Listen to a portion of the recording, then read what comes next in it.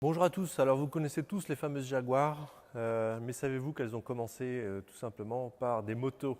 Et oui, William Lyons a commencé dans son garage à fabriquer des sidecars de motos qui étaient attelés à des pros supérieurs, à des motos de luxe anglaises. Puis ensuite s'est mis à développer ses propres carrosseries sur des Austin 7, des voitures populaires anglaises. Et puis effectivement, il a créé sa marque et il a créé ses voitures Jaguar en 1931 sur les fameuses SS, les Standard Swallow, qui étaient les initiales de son entreprise. Et donc ce sont devenus les SS Cars. Et donc William Lyons a fait des voitures de course à sa mode, SS1, SS2, SS100, la mythique SS100, 35. Et puis effectivement la guerre est arrivée, 37, c'était compliqué juste avant-guerre d'utiliser le même nom SS. Et donc il a associé le nom Jaguar aux initiales de sa marque. L'entreprise est devenue Jaguar. À partir de ces années-là, pendant la guerre, effectivement, et comme tous les constructeurs automobiles, la production a été arrêtée. Il avait déjà commencé à travailler sur un moteur qui était assez révolutionnaire, qui était un moteur donc, double arbre à tête, donc avec bloc en fonte, culasse en aluminium, donc double arbre à tête. Et le nom de code en fait, de ce moteur, c'était XK. Et donc en fait après-guerre, effectivement, il s'est remis à travailler sur ce moteur et le moteur était prêt début 1948. Alors ce moteur-là, il était absolument révolutionnaire à l'époque, un moteur de série bloc fonte, culasse aluminium, double arbre à tête, c'était révolutionnaire. Donc il voulait présenter ce moteur-là, non pas dans une vieille voiture, il aurait pu récupérer les vieilles Mark V, etc., mais il a voulu présenter cette voiture dans un prototype. Donc il demande à ses équipes de préparer un prototype autour du moteur XK. Ce prototype, donc, il prend une feuille blanche, effectivement, il dessine cette ligne de ce qu'on appelle la XK. Et puis, il demande à ses équipes de faire un prototype en aluminium. L'histoire dit qu'effectivement, ils ont mis 2 mois pour faire la voiture. Et puis, effectivement, William Lyons donc, demande de faire effectivement ce dessin-là, qui est absolument mythique. Je vais le partager avec vous parce que c'est une voiture qui est sensationnelle. Voici la première XK120 qui est effectivement la caisse aluminium.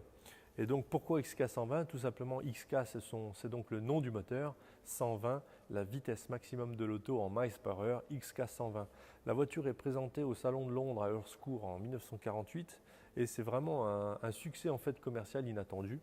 Et la voiture, donc ils feront une première série de voitures en aluminium et ensuite la voiture rentre en production de 1900, effectivement fin 48 jusqu'en 1954 où effectivement la XK140 rentre en action puisque la 120 est née avec quelques défauts, il n'y a pas eu de bureau d'études, elle a été rapidement faite et la voiture a eu quelques défauts, notamment la position de l'intérieur un peu exiguë, sa direction qui est équipée d'un boîtier de direction et donc la XK140 corrige un peu ça par l'adoption d'un moteur qui est un petit peu plus reculé, donc on a un peu plus de place dans la voiture, vous avez une crémaillère et donc vous avez notamment du chauffage à l'intérieur qui peut être adapté sur la voiture.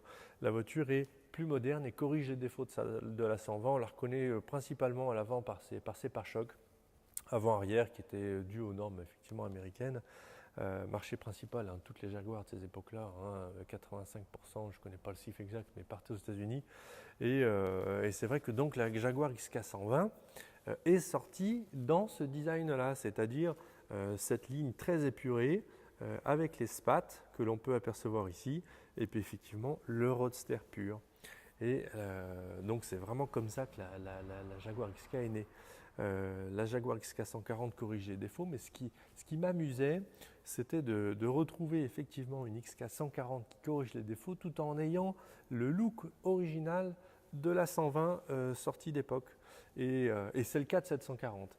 La 140 ici présentée est vraiment reprend, je dirais, la bonne méthode, les archétypes du design initial, c'est-à-dire les spats, le roadster pur en 140 avec cette couleur donc British Racing Green, c'est vraiment la voiture idéale.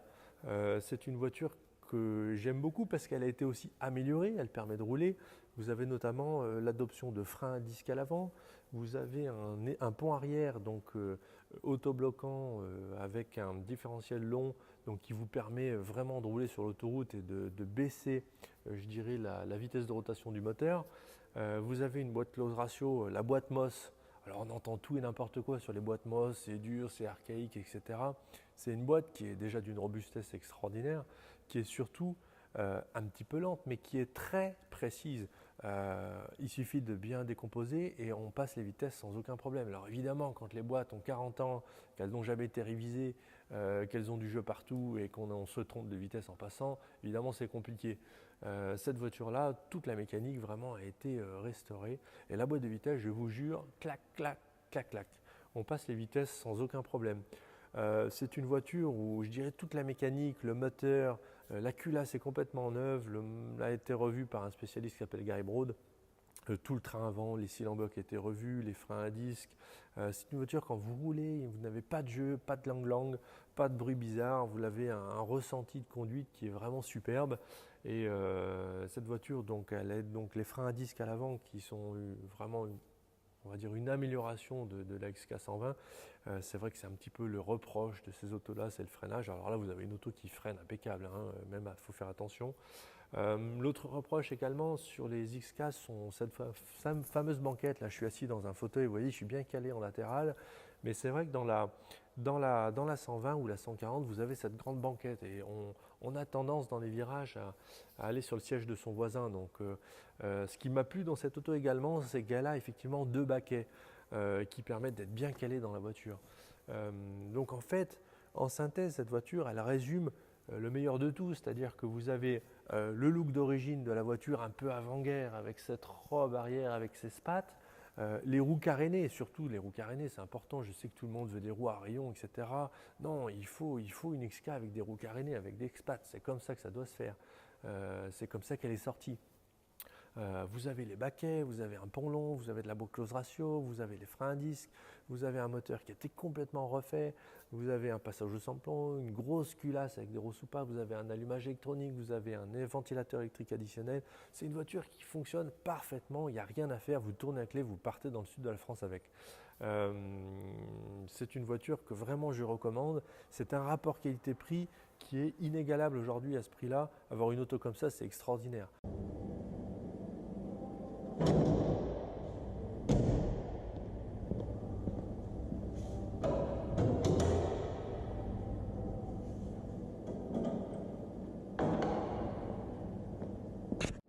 Voici donc le fameux moteur XK qui est en fait un moteur de 6 cylindres, 3,4 litres, donc on dit 3 litres et demi quasiment. Et c'est vraiment ce qui a fait la réputation de Jaguar, puisque ce moteur équipe toutes les Jaguars, donc de 1948 à 1986 sur la dernière Jaguar XJ6 série 3 4 litres 2. Donc le moteur a démarré sa carrière, si je puis dire, en 3 litres 4 de version, a été ensuite réalisé à 3 litres 8 sur les rares XK150S et puis sur les types E bien sûr, MK2, etc. Alors vous avez effectivement une bobine haute tension avec un allumeur électronique de chez 123 qui est absolument fantastique. La voiture démarre toujours au quart de tour. Tout ce qui est durite évidemment passé en silicone pour la fiabilité. La culasse a été complètement restaurée par Guy Broad, par René Sontrop, que dis-je, et puis passé en sans-plomb et en grosse soupape. Donc vous avez effectivement 210 chevaux. Alors vous retrouverez ici un démarreur high torque qui est en fait un démarreur plus petit, plus léger et qui permet de consommer moins d'énergie à la batterie. C'est vraiment le top de la fiabilité sur Jaguar. Ventilateur électrique additionnel. Alors une Jaguar XK ne chauffe absolument pas quand vous roulez sur la route normale. Évidemment, la voiture a été prévue à cet effet. En revanche, elle n'a pas été prévue pour les embouteillages à l'époque. Ce qui fait que pour utiliser une Jaguar XK dans les embouteillages, il faut absolument avoir un ventilateur pour donner. Alors ici, on peut voir une dynamo. Attention, attention les amis, ce n'est pas une dynamo, c'est un alternateur. Alors cette pièce-là vaut déjà près de 1500 €. C'est un alternateur qui se cache dans le corps de la dynamo. Ce qui fait qu'avec cette voiture, vous chargez absolument tout le temps, même quand vous avez les phares, même quand vous roulez de nuit. C'est vraiment une pièce extraordinaire de qualité. Nous avons également ici la pompe à eau, une grosse pompe à eau qui a été mise sur cette voiture, donc pompe gros débit, qui permet un échange dans le radiateur qui est plus important, donc un meilleur refroidissement. Nous avons ici deux améliorations qui sont intéressantes. Déjà le bocal de frein, bon bah c'est tout bête, mais il est en plastique. Personnellement, je préfère parce que le bocal en métal, il est très joli, mais il a tendance à se corroder et on a du mal à l'ouvrir. Là, vous voyez, on l'ouvre facilement. Et ce point-là, effectivement, c'est le vase d'expansion qui permet au liquide de refroidissement du radiateur de se détendre dans le vase d'expansion au lieu de tomber par terre, et vous gardez toujours votre niveau bien rempli sur cette voiture-là. Vous savez que sur un niveau normal, quand effectivement vous chauffez, le niveau de liquide de refroidissement se dilate dans le radiateur et l'eau tombe sur la route, c'est ce qu'on appelle le fameux trop-plein.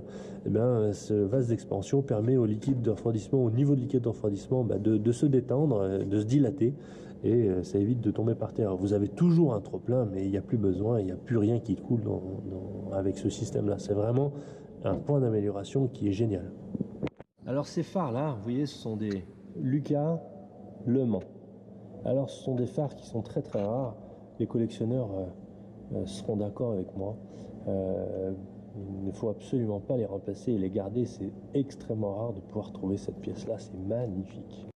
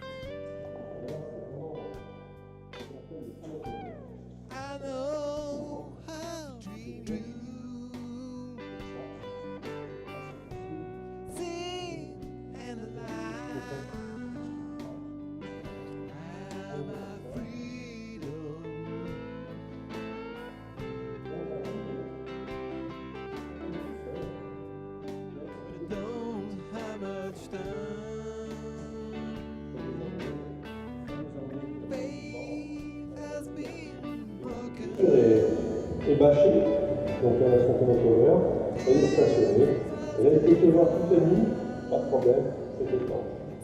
Personnellement, j'aime des roadsters comme ça, que ce soit les îles et que ce soit les Algarves. Je préfère quand effectivement elles sont en version roadster, parce que le design est plus pur, vraiment plus britannique, et pour moi c'est comme ça qu'on doit utiliser les voitures. Donc, adieu collectionneur.